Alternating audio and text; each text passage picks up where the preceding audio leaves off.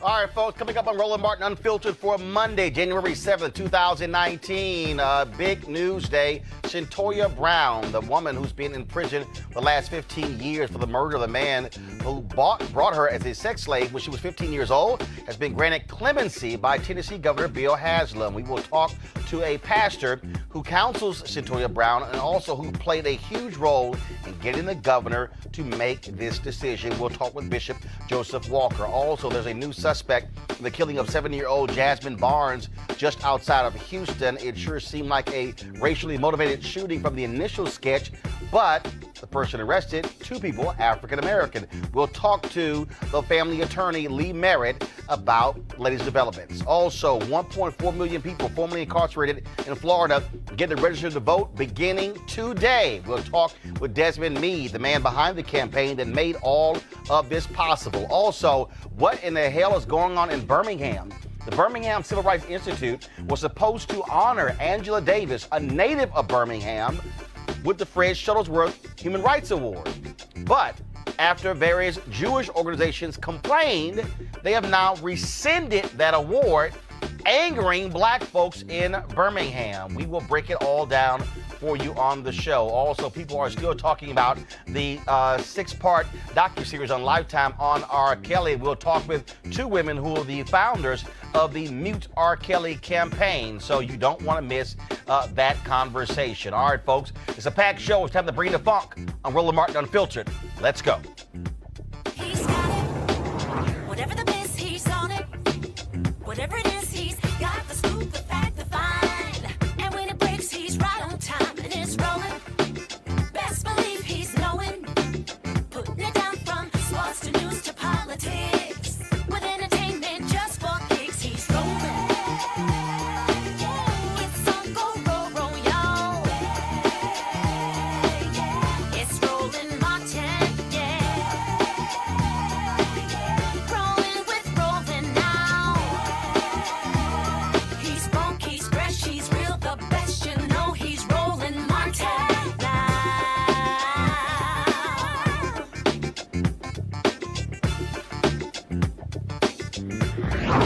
Martin! All right, folks, some imperfect justice today for 30-year-old Cyntoia Brown. She's a young woman we told you about who had been convicted at the age of 16 of murdering a man who had bought her as a sex slave. Tennessee Governor Bill Haslam, he had been pressured for the last couple of months to grant her clemency. Well, that actually happened today. Cyntoia Brown is set to be released from prison in August. Again, she served 15 years in prison. She'll still be under supervision for another 10 years. So while this may be justice, it's an imperfect justice. This is what Governor Haslam had to say in his statement of clemency. Quote, "This decision comes after careful consideration of what is a tragic and complex case. Cyntoia Brown committed, by her own admission, a horrific crime at the age of 16.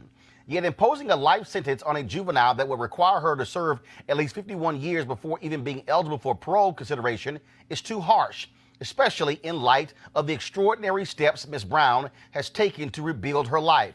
Transformation should be accompanied by hope." Here's a statement that Cyntoia Brown released. Quote, "Thank you, Governor Haslam, for your act of mercy in giving me a second chance.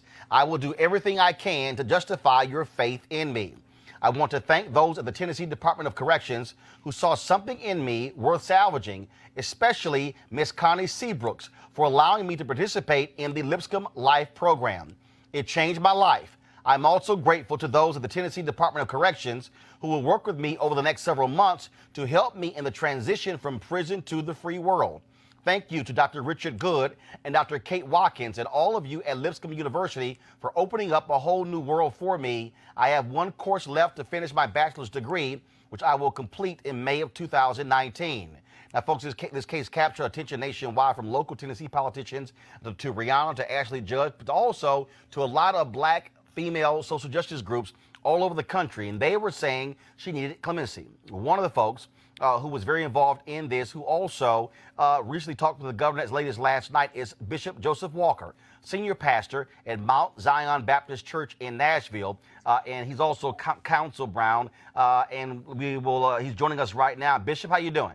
Hey, I'm doing great, Roland. How are you, man? So glad to have you here. So first and foremost, I was talking with one of the state representatives who sent me the notice this morning of the clemency, and he said that you really had a number of conversations with Governor Haslam as recently as last night about this case.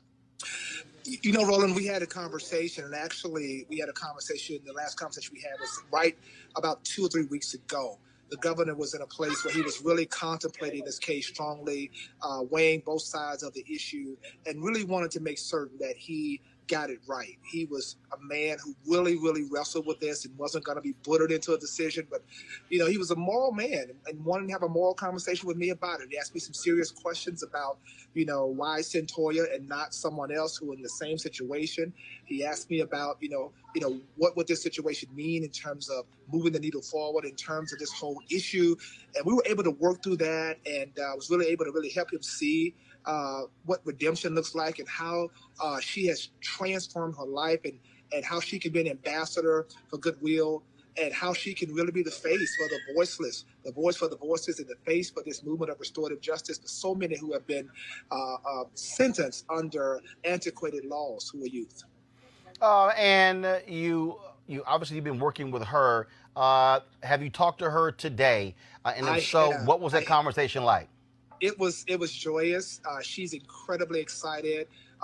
We laughed, and I could tell she was just really, really happy. She's really ready to get out to get to work. That's the kind of person Cyntoia is. She wants to get out and certainly enjoy her freedom, but she's committed. She's going to connect. She's already connected with our ministry, and she's going to be really working through the prison ministry and really helping people who are in the same situation that she is, and really wants to go around the country really encouraging other people in other states to really revisit these laws that are on the books.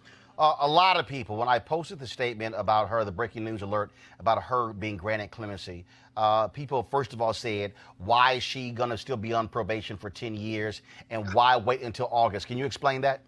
Yeah, so the legal team, Charles Bone and that team, with the Herculean task that they perform, advocating for this. So in Tennessee, if you're sentenced to first degree, as she was, then it's a mandatory 51 years before you're eligible for parole. She would have been 67 years old. Second degree, commuting it to second degree meant that she could, you'd have to serve 15 years to 25. So the governor wanted to, make certain that she did serve the 15 years, and actually she's going to be released on the exact same day, 15 years later, that she was incarcerated. When Cyntoia was told the news, and one of the attorneys said to her this morning, are you upset that you're not getting out? She said, are you kidding me? She says, what?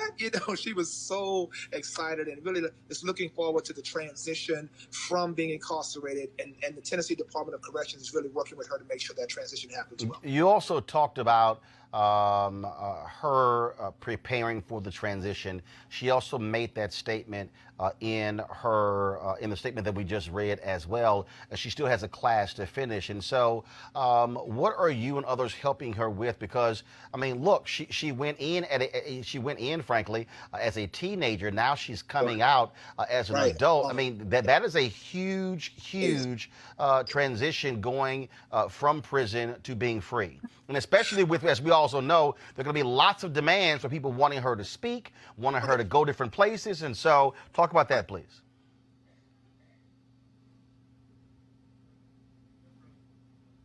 Program, and that's why our ministry has connected with her through the Take One program that allows us to mentor her regularly, and our team has already been doing that, and so we're going to support her once she's released.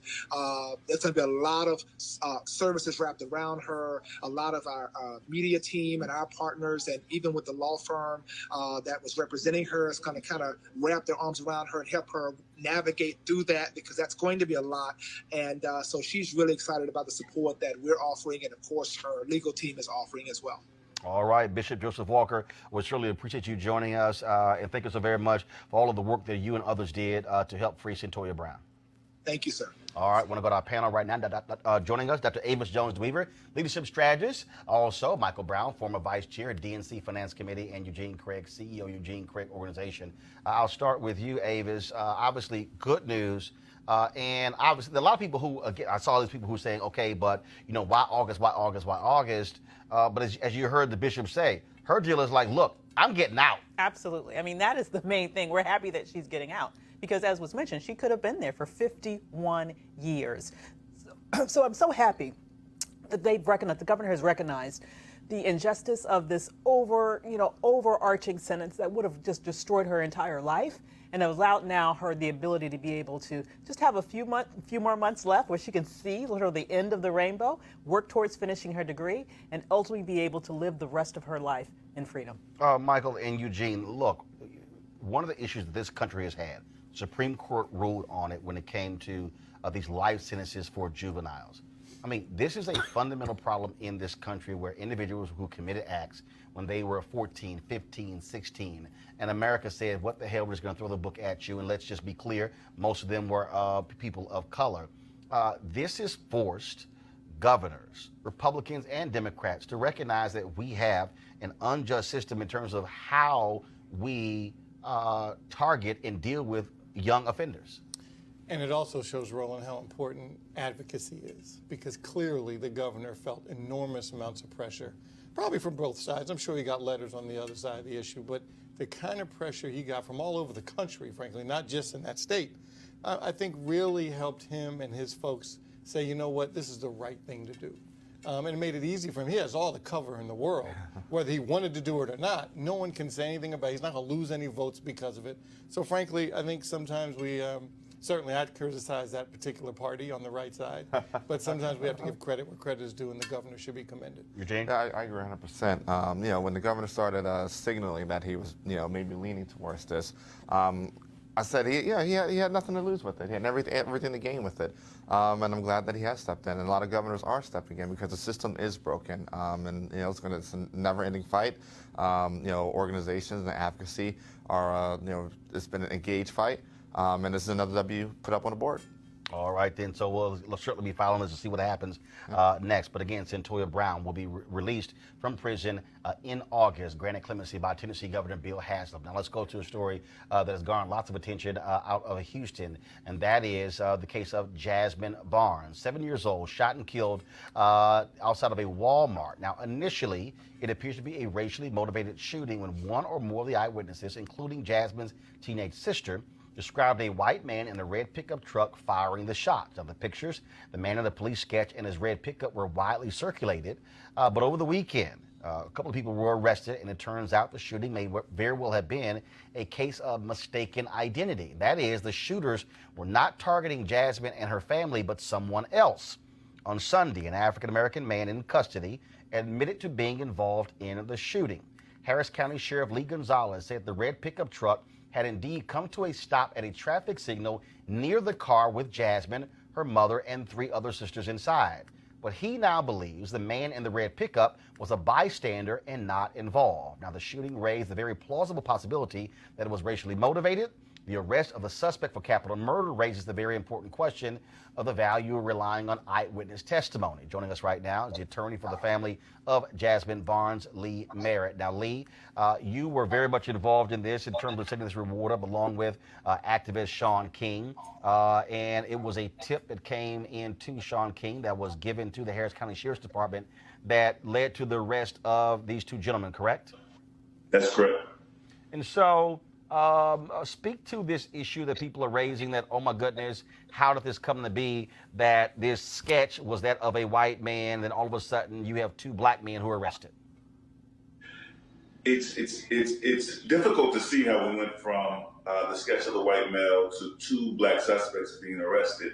But the way it happened was, as you described earlier, the red truck pulled up next to the car that Jasmine was riding in at an intersection. And just before the shooting happened, that red truck actually did something peculiar. It decided at the last moment that it wanted to get on the expressway. So as Jasmine's car pulled off, it went right behind it and pulled to the left of it, over to the driver's side. At that exact moment, the shooters began shooting into Jasmine's car, which they believed was associated with people that they were after. And so my client noticed, Jasmine's sister, I should say, noticed that the car to her right was looking into them, looking to get over. She got a good look at them, and she used that what she saw in order to make that sketch that we all saw. More, not only that, but once the shooting started out, pedestrians, one motorist who were behind him, he looked up and he saw that red car taking off, and he actually followed that car. That car later, the driver of that red truck eventually got out to look at his car to see if there had been any damage. And that motorist got a good look at him that he provided to us, and we eventually got it over to law enforcement. There was another tow truck driver who was on the side of the road just looking at this intersection where it happened.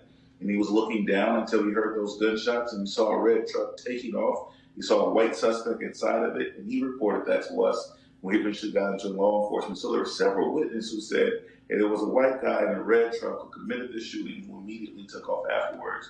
And what they were actually referring to was a pedestrian who heard the gunshots himself and reacted to them. You now have, of course, a lot of people out there with various comments that they're making. Some are saying that the only reason the media cared about this because it was potentially a white man killing a young black girl. And then now you have, of course, you have different folks who are white on social media who are saying, oh, now will any of you care because two black men committed or allegedly committed this act? Well, the tragic thing is they're not completely wrong to say that the media tuned in because of the racial dynamics of the claim, because of the political nature of the claim. In my opinion, they're not entirely wrong about that. And that's the true tragedy. When you have activists stating that Black Lives Matter, one of the things that we're talking about is that little innocent black girls die or disappear. Media doesn't pay attention to them the way that they pay attention when white girls disappear. And so part of what Sean and other activists were doing and bringing media to this to attention in this matter was to say that this little girl's lives matter. It matters even still, although the evidence that was later revealed to us was that the shooters were black. It still matters. The other thing that we know, and that I believe that the black community in Houston and all over the country was most concerned about, was that if it is a white shooter, he will not be properly prosecuted in the system. Because we live in a nation that is very, very good at prosecuting black men, and they don't show that same energy when prosecuting people of color. And so the people's lack, if disinterest, if that's at all occurring now, is because we know that the American judicial system will successfully prosecute these two black men. They will. My panel got some questions for you, Lee, so I'm going to start first with Eugene, then I'm going to go down the line. Hey, Lee, what's the best way we can help these families at this point? I know we're probably going to follow this all the way through the full justice process, but in the immediate, what can we do to help this family move, not move past this tragedy, but at least deal with the pain of it? I really appreciate that question, because in the sensationalism of it all, we forget that this is an actual family. One thing that has not changed is that a 7-year-old girl was killed just last week on Sunday on the eve of New Year's Eve. And so that family is grieving. They're going to be grieving and mourning for a long time. Tomorrow they bury their daughter. I'll be headed back to Houston for the funeral. And Lee, do you anticipate that now the news coverage will subside a little bit because now it's just kind of black on black crime and people may not care as much about it because God forsaken, obviously it happens every day. But now, do you see now that the media attention will disappear a little bit? I think the media attention will actually linger a bit. I think it'll have the opposite effect in this case because it turned out not to be a white person. And I think the media wants to converge on that and kick that over a little bit in order to begin to take some power away from the racial climate that we actually live in, to say, see, this is an example that most of the racial claims that our community complains about is in our own heads, and it has no grounding in reality. And so I think the media is actually going to kick that around for a little bit, so the story may linger for a while. Hi, I've been hearing that there might be some other people involved in this crime. Have they apprehended all of the suspects that they believe were involved with this murder? Only one person has been charged, and that is Eric Black. There's another person named Larry Woodruff, who is being questioned, who is being held, but he has not been charged yet. I expect that he'll be charged in the coming days. And Lee, will the original white suspect, I don't even know if he was even considered a suspect, but will he have any kind of legal ramifications? Is he going to sue the city or sue anybody because of what happened to him and his family? No, he was never actually identified. I know that there are some people circulating a picture of somebody who was already in custody and who had been arrested. Some individuals had found that online, and that was circulating. I don't think that he'll have a cause of action. The sketch doesn't identify anybody in particular, and so there's no defamation available for the fictional sketch. And so the actual person hasn't turned himself in or hasn't manifested yet. The driver of the red truck, he's never come back to say, hey, I am the person who was fleeing the shooting. But if he had, he would think he would be coming after any damage could have been done to him. All right, then. Lee Merritt, we also know, of course, the funeral for Jasmine Barnes is taking place tomorrow. And so we certainly extend our thoughts and prayers to her family. Thank you. We appreciate it. All right. Thanks a lot. All right, folks. Over the weekend, of course, actually Thursday, Friday, and Saturday, Lifetime aired this docu-series on R. Kelly called Surviving R. Kelly, talking to a number of the women and also some of the men who worked with him, talking about his involvement with underage girls. It was a riveting documentary, broke rating records on Lifetime, but also led to a serious amount of conversation on social media among African Americans, people who are involved in the entertainment industry and others, about how African Americans largely have still been supporting R. Kelly by attending his concerts, by buying his music. One report even showed that the streams to his music were up some 16% on Spotify. No explanation in terms of exactly what that means, but that was one of the things that we've been talking about. And so there are a couple other people, though, one woman who was in the documentary, who led the Mute R. Kelly effort, talking about the impact all across the country and how they were protesting outside of his concerts and how they were trying to get people to understand this critical issue and why it matters. So the question now is, what's next? Documentary is aired. People have been looking at it. So the question is, what is going to happen now? Well, let's now talk about it with a couple of those women. First off, I'm going to play a clip first, just in case many of you didn't see it. Okay, so here's a clip first of the documentary, and then we'll come back talking to the co-founders of the Mute R. Kelly movement. As she was with R. Kelly in a room alone. She was auditioning is the word that was used. She was auditioning for him. Not having any contact with Israel, we started growing suspicious. We started investigating, and once we found out her iCloud was still on her mother name, we went into it and looked at text messages, and we found some really disturbing text messages between them. They had sex in Florida that first time they met. All right, joining us right now, the co-creators of the Mute R. Kelly hashtag, Aronike Odalaye, I hope I pronounced that correct, and then also Cyntoia Barnes. How y'all doing? We're good. Hi, how are you? All right, glad to have you on Roland Martin Unfiltered. First and foremost, how have your social media accounts, phone lines, emails been blowing up from folks since this docuseries aired? Oh, absolutely. I mean, it's been incredible how much traction this has gotten. We expected it to be big, but this is way bigger, I think, than we expected it to be. Oh, yeah, absolutely. And for a lot of people, look, there are some people who were aware of the initial trial that took place where he was found not guilty. And one of the things that I have always explained to people, the jury never said they didn't think that was R. Kelly who wasn't on the video. The jury said they couldn't ascertain the age of the girls who were on the video. And then, of course, that were the stories where the families came after them last year. But to actually, I think, to see all of this sort of in one place, in one setting, I think caused a different reaction for lots of people. Your thoughts on that?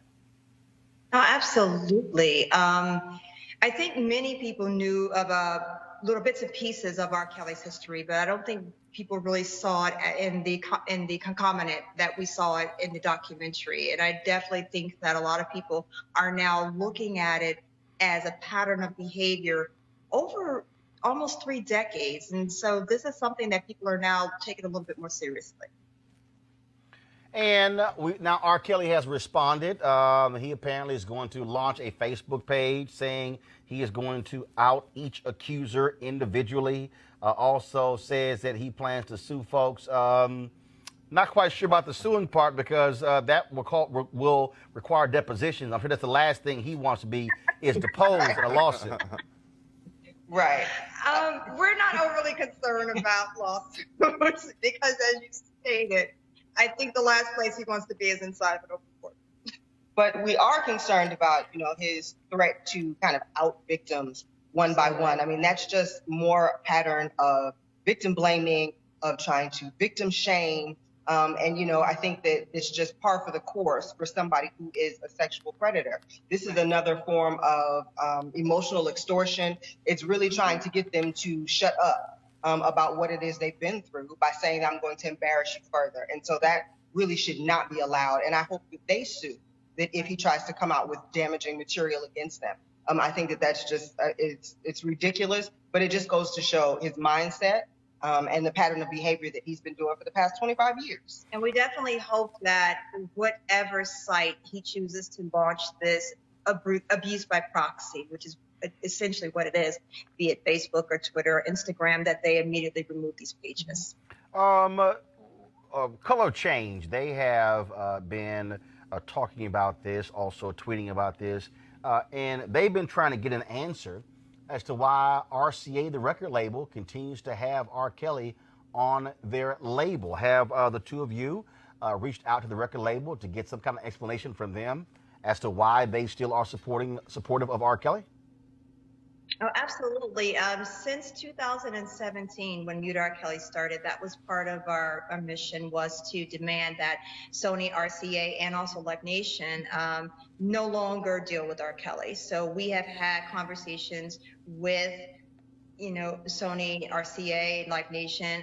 We have a petition now on Care 2 that has over 75,000 signatures, and every signature hits the inboxes of those executives. So they know that we want this. And it kind of is almost to us a show of defiance on behalf of Sony and RCA, and also Live Nation, that they just won't drop him. So we are completely mind-boggled by it, but we're not going to stop until we see that. There have been no announcements of R. Kelly going back on tour. I was on his Instagram page where I saw he had dropped, I guess, a couple of singles recently in the past week or so, and talked about an upcoming album. I would assume that if he decides to make any public appearances, you and your supporters are going to be there waiting for him. Absolutely. So kind of just a little bit about what we have done, and probably why he hasn't done any more tours in the United States. Since Mute R. Kelly, he had 11 concert cancels, 8 active protests around the country, and an estimated $1.7 million in lost revenue. So I think he realizes that this campaign is serious. We're to take this seriously. We have the ability to mobilize and have a significant impact on his bottom line. However, there is a concert in April in Germany, and we are actually mobilizing with organizers right now in Germany to host a Mute R. Kelly Germany campaign there to block the concert that's coming to Germany. All right, then. Well, first and foremost, both of you have been doing a bang-up job, and we certainly will see what is next. It still is very curious how, when you look at social media, how some people continue to make excuses in terms of saying, "Oh, this is trying to take down a black man," as if the people involved were not black people. So it's quite interesting looking at some of that reaction. So we appreciate both of you being on the show. Thanks a lot. Thank you for having us. All right, then. Let's go to our panel right now. It is crazy to me when I see some of these folks who they make these videos like, I don't care, I'm gonna still keep listening, I don't care, I'm gonna still go to the concert, as if everybody lying. I mean, it is infuriating. It is absolutely infuriating, and it shows a degree to which, to many people, quite frankly, black girls don't matter, black women don't matter. It is. This is not news. I mean, it was, as you mentioned, very instructive to have all of this information put together in this documentary. But the fact of the matter is, it wasn't a secret that he had this sex tape out here, peeing, urinating on a child and having sex with children. It wasn't a secret that he married a 15-year-old, okay? It wasn't a secret that he cased out high schools and playgrounds to find girls to accost. I mean, this has been reported on for decades. And so, you know, all of this time, you've had people who have justified it. And so now I'm glad that finally people are taking this seriously. But quite frankly, it took way too long. And it's my belief that if white girls were targeted in this way, he would have been under the jail decades ago. Mike and Eugene, it is to see some of these brothers, to see some of their reaction. You know, some of these people like, you know, they're trying to take down R. Kelly. They took down Bill Cosby, but they're not trying to take down Kevin Spacey or Weinstein. Well, first of all, Kevin Spacey was in court today in Massachusetts, accused of groping, sexually assaulting an 18-year-old male. He was in court today. Grand jury is still, first of all, Weinstein was indicted. Now the case is falling apart, but he's not off the hook as well. So this notion that somehow white men are not being held to account. The dude from Subway, Jarrett, whatever that, he's sitting in prison right now. So I'm not buying. Look, this whole idea of the system targeting black people.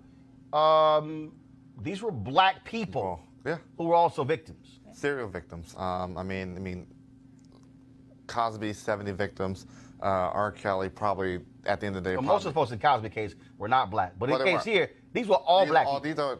These were all. Ain't no white women. R. Kelly. R. Kelly. Not one white woman is at R. Kelly's house right now. I agree with you. R. Kelly targeted vulnerable black girls.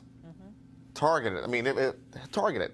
I mean, you know, I actually think about the thought process that he has legal exposure still with the particular 17-year-old girl from Florida.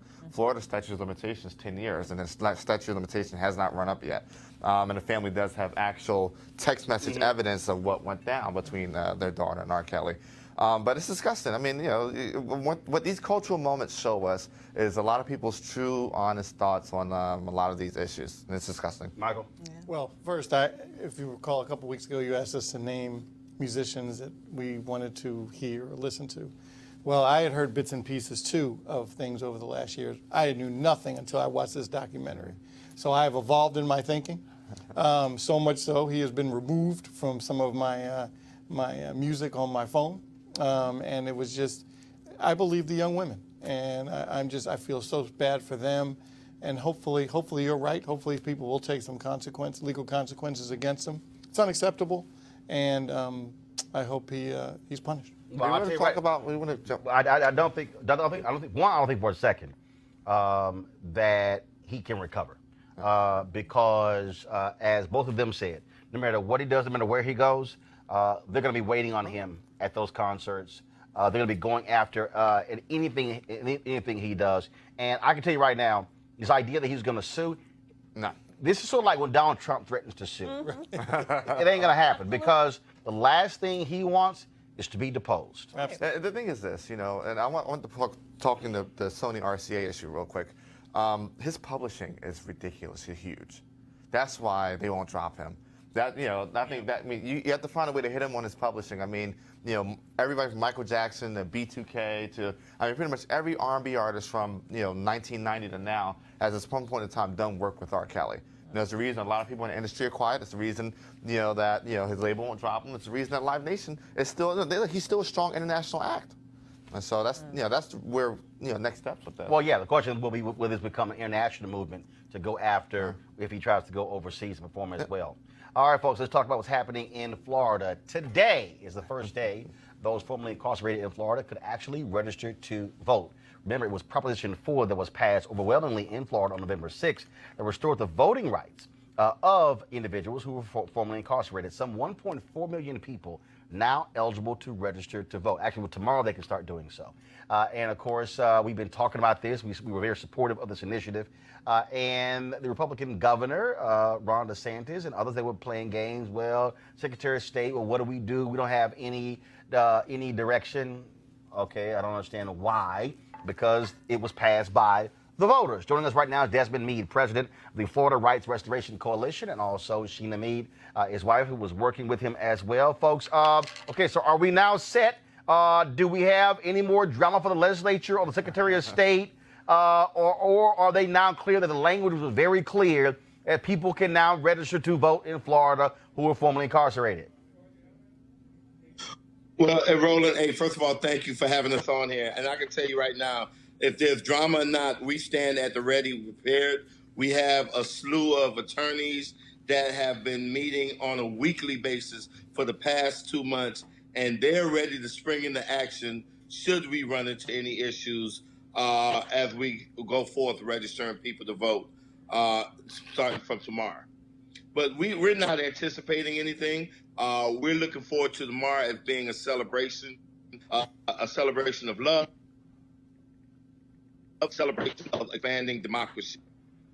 And Sheena, for folks who are on the fence there, because you got the Secretary of State not giving proper direction to local boards of elections, and so what is the process? What are y'all telling folks that they should do come tomorrow? Who were formerly incarcerated and who are not sure if they can even register? Well, one I would say is tomorrow's a really exciting day where returning citizens can be able to share their stories and celebrate with their families going to register. As far as the Secretary of State, we're actually excited about the appointment of the new Secretary of State. He has been a supporter of Amendment 4 when he was the SOE in Seminole County. He was actually one of the only Republican SOEs that came out publicly supporting Amendment 4, even throughout the petition collection. So he has made a statement that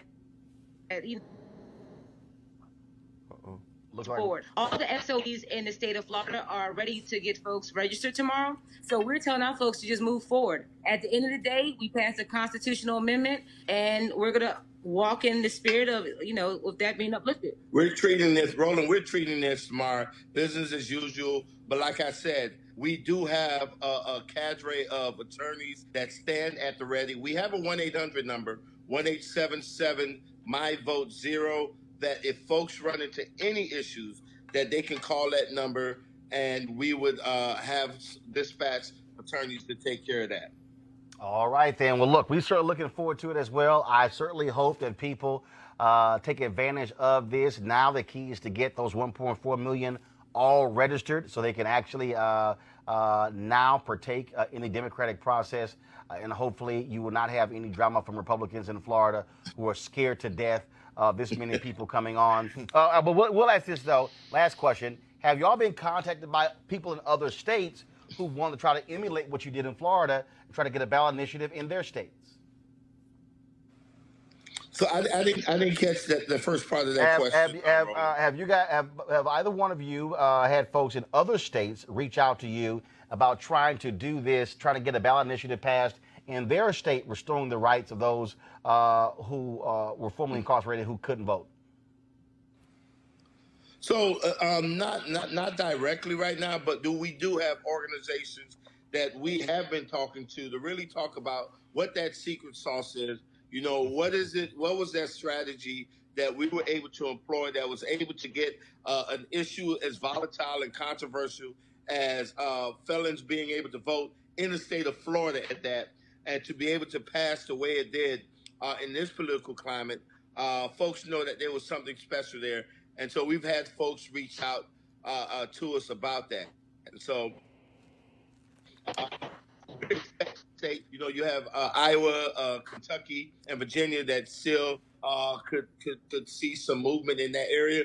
And hopefully we'll talk to some people in those states in the upcoming months. But right now, our main focus is on the celebration of what we were able to accomplish. We had over 5.1 million votes, and they were not based on fear or hate. They were based on love.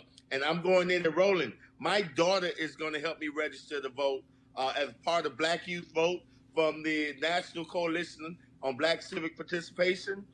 They're going to be the ones that register the first person in my county, and my daughter is going to be, and my wife and son voted for me on November 6th is going to accompany me when I sign that on that dotted line. All right, and we certainly can't wait to see the video of that. Desmond and Sheena Mead, we appreciate it. Thanks a lot. Yeah. Thank you so much, Roland. Appreciate all your support. All right, thank you very much. And also, folks, pull up the website again so folks can go to. This is the website. You have any questions about registering to vote if you were formerly incarcerated in Florida, go to floridarrc.com, floridarrc.com for more information. All right, let's go to Birmingham. In October, the CEO of the Birmingham Civil Rights Institute, Andrea Taylor, announced that Angela Davis was going to receive the highest honor of the Institute, the Fred Shuttlesworth Human Rights Award, saying, quote, she is one of the most globally recognized champions of human rights, giving voice to those who are powerless to speak. And of course, the award is named after the pastor who led the civil rights demonstrations in Birmingham, who was instrumental in tearing down Jim Crow there.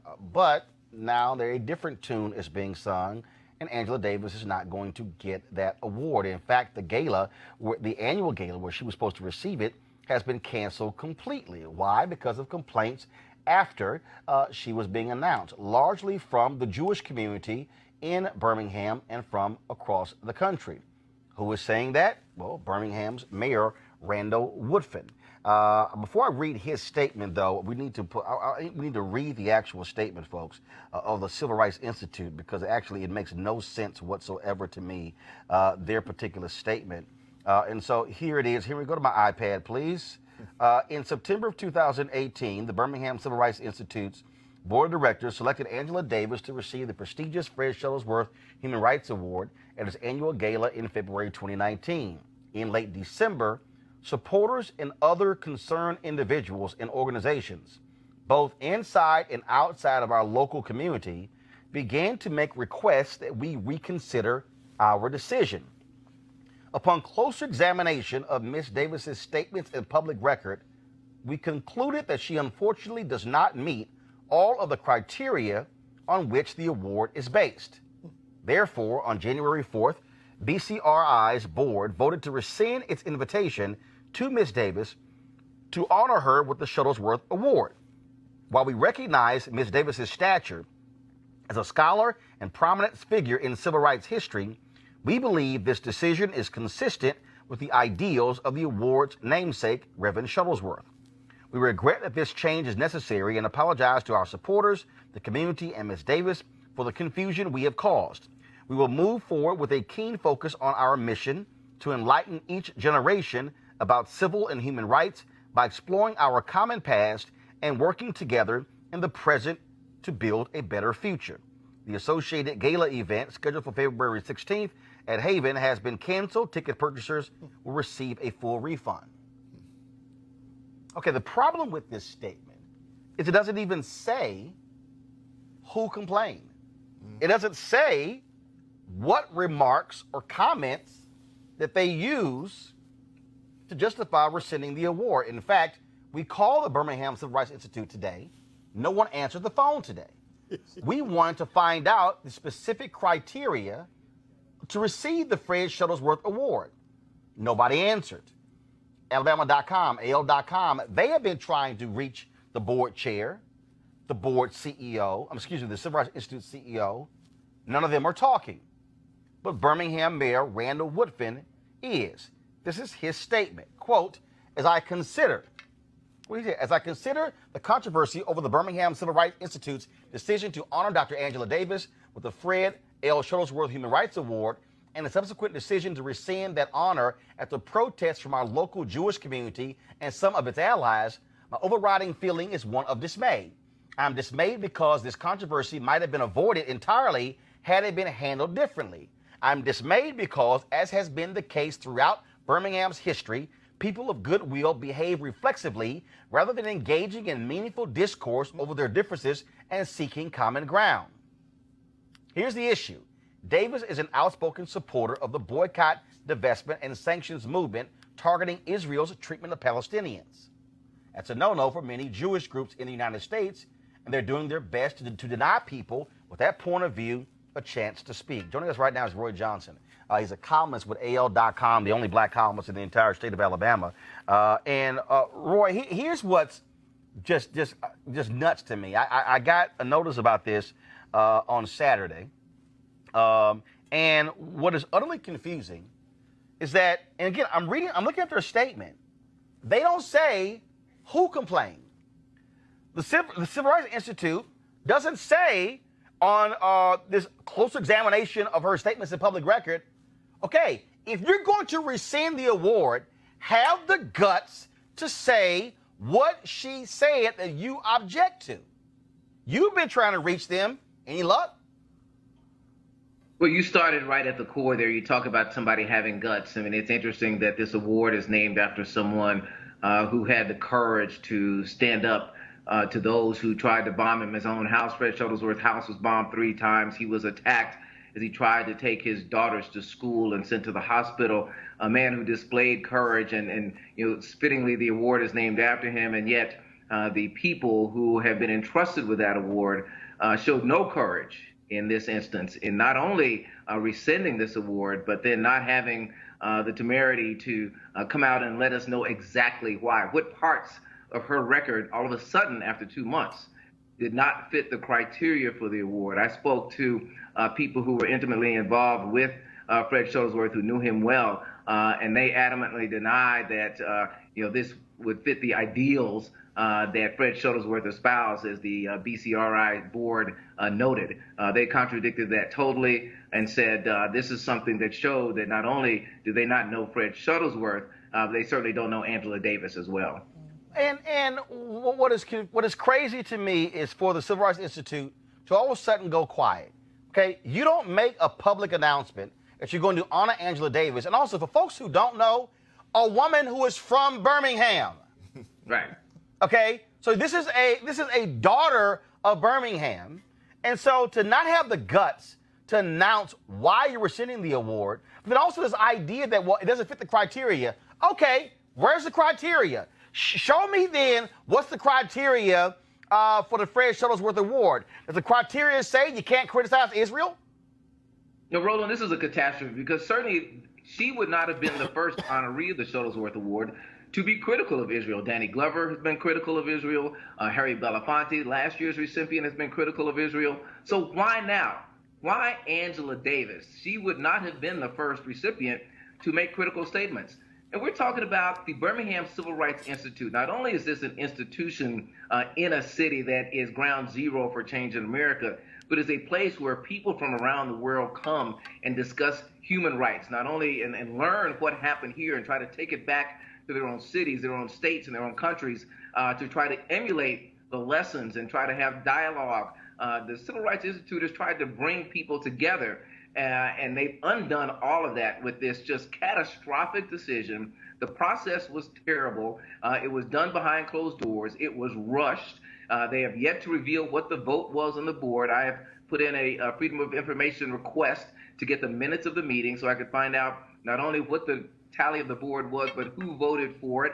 I understand that many of the African-American board members abstained from the vote, which to me is just as abhorrent as voting for it. So we're still looking into this. It'll be interesting to see the fallout. There's been a lot of criticism of the board chair. There's been some criticism of Andrea Taylor. And I think the next few days are going to reveal a lot more about how this decision was made and why it was rushed to be done so fast. And for folks who, I tweeted out your column earlier, I'll send it out again. So they had a call late Friday night. Friday at 4 o'clock in the afternoon. 4 o'clock. Nobody is supposedly paying attention. 4 p.m. on Friday, you have a call. It's not open. They go into executive session. That's where they vote, come out, announce the decision. We don't even know what the vote total was. And then there were a couple of non-voting members who were not on there. And first of all, as somebody who is on a board of directors of a nonprofit, even though that they are non-voting members, a board can't allow anyone they want into an executive session conversation. And those two members, including one of them is the mayor, were not allowed to be a part of this conversation, correct? Absolutely. In executive session, voting members have to be there, but ex officio members who are non-voting members can or cannot be there. They were not invited. The other one that you did not mention is Odessa Woolfolk, who was another civil rights icon here.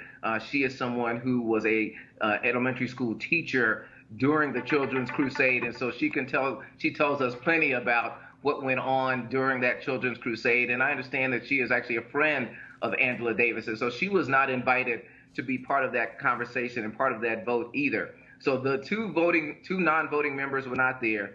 They voted on Friday night, and I didn't find out about it until about 7 o'clock Saturday evening when the Facebook event popped up on my phone and said that the event was deleted.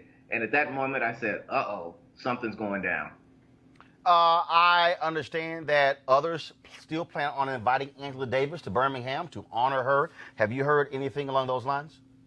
There are a number of people who have reached out to her, churches, other organizations that are trying to bring her here either on that date, but it was February 26th, bring her here for that date or a subsequent date. So stay tuned to hear more about that and see if she does decide to accept one of those invitations. Certainly keep us abreast. I would really love for somebody else to actually throw an event and a gala, invite folks actually to purchase tickets, and that money actually go to social justice organizations who are doing the work today, women's groups who are doing the work today, because this decision by the Birmingham Civil Rights Institute, it is weak, it is meek, it is impotent, and then for them not to have the courage to come out and publicly discuss it shows to me how weak they are, and I would not be surprised if a whole bunch of people who are black say, if that's how you want to treat Angela Davis, we're going to wash our hands of your institute, and feel free to go have the people who want to tell you what to do, then continue to fund you. And it just boggles my mind. It's so unfortunate because the BCRI does do so much great work. Andrea Taylor, in her 3 years here, has rebuilt the infrastructure, has changed the museum, has given it a more global audience, and more people are coming to the Institute. And yet this one event, this one decision threatens to really undo all that, and particularly losing the base of support right here in this community. It boggles my mind that they did not see this coming, that they did not see the reverberations from this, particularly locally. And it just calls to mind those people who are concerned about a changing Birmingham, about whether outside forces are coming in to take over the city, if you listen to some. But this decision and the way it was transpired, the pressure that came from outside forces. I mean, imagine you telling another organization that they can't honor whom they want to honor. Absolutely. I mean, that's what this, you can certainly have a conversation, you can hear their grievances, but at the end of the day, if this is my organization and this honoree resonates with my audience, while I respect your opinion, I'm still going to move forward. This board did not do that, and this board is likely going to pay in a number of ways. All right, Roy Johnson, AL.com. We appreciate it. Thanks a bunch. Thank you, Ro. I want to go to my panel here. Look, if you want an example of where people say folks who are Jewish telling black people what to do and controlling black people, hello, Exhibit A. Yeah. I mean, this to me is crazy. And not only that, even if they disagreed with her position, the Institute has decided. Mm-hmm. Yeah. They've decided. This is what happened when you don't find your own freedom. Yeah. This is what happened when you depend upon outside sources for resources and to advance your own agenda. I think one thing that white America and non-black America has to understand and learn is that there is a unique black experience.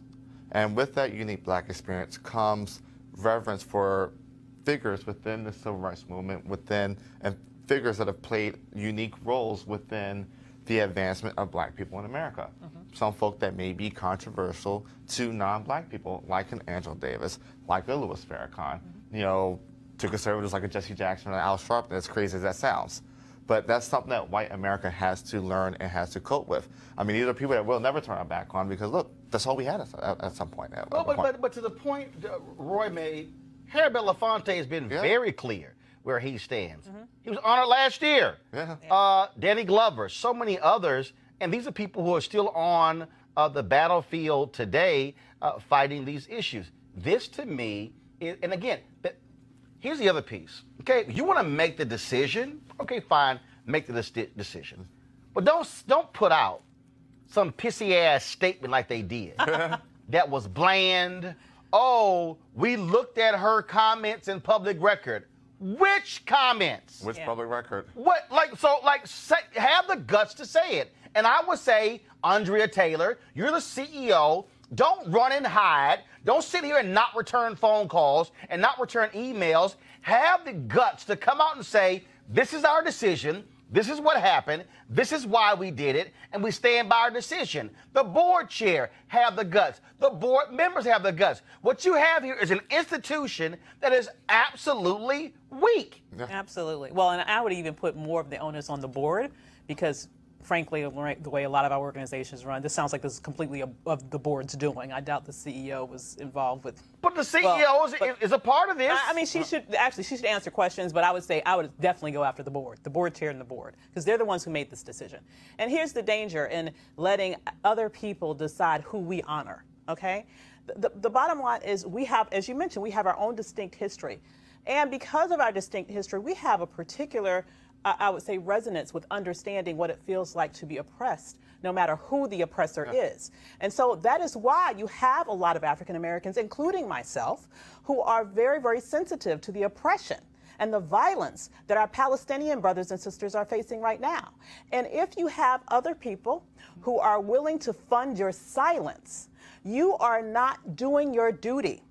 As an organization that claims to honor and represent civil rights and claims to represent and honor human rights, you are not doing your duty, not only to stand up for your own people in terms of Angela Davis and the community that you represent in terms of being able to sort of highlight our heroes, but you're also discounting the very legitimate beliefs that a lot of us have that maybe resonate with those of us with some of those who are not, in your favor as it relates to your funders. You have to be proud enough and you have to be strong enough in your ideals to remain consistent in those ideals, even in the face of threats that you might be receiving. And the fact that they didn't even mention in that initial statement who complained shows me that they were embarrassed, shows me that they were cowardly, and shows me that they knew they were wrong. First of all, Aaron, go to my iPad.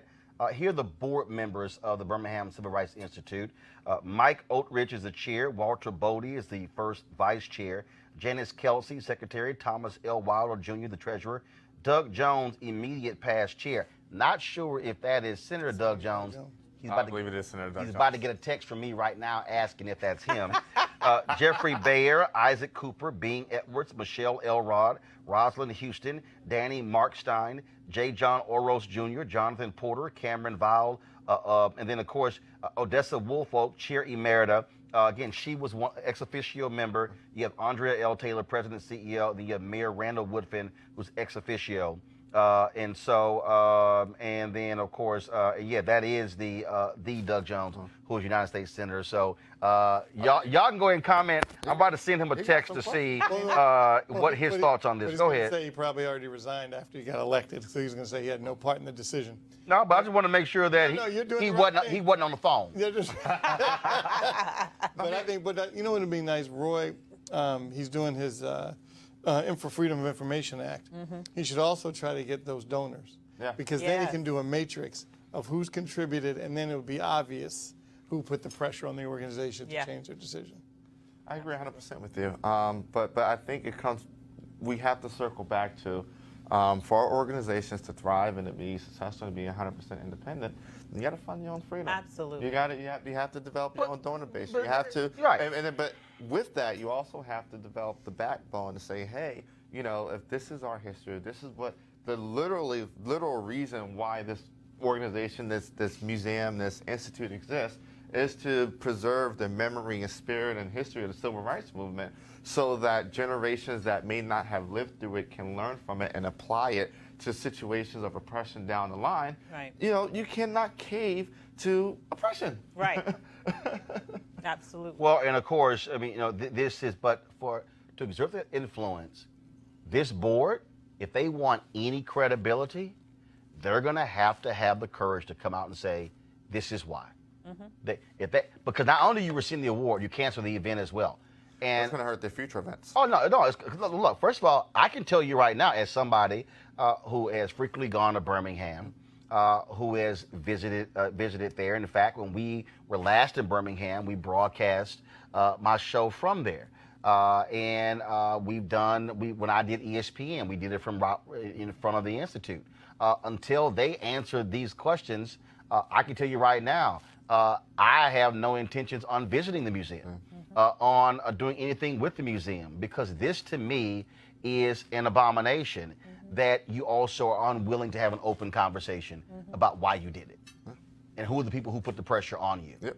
Okay, that actually, so I would advise y'all at the Birmingham Civil Rights Institute, you might want to actually be real open and honest and transparent with people, or this is going to get uglier.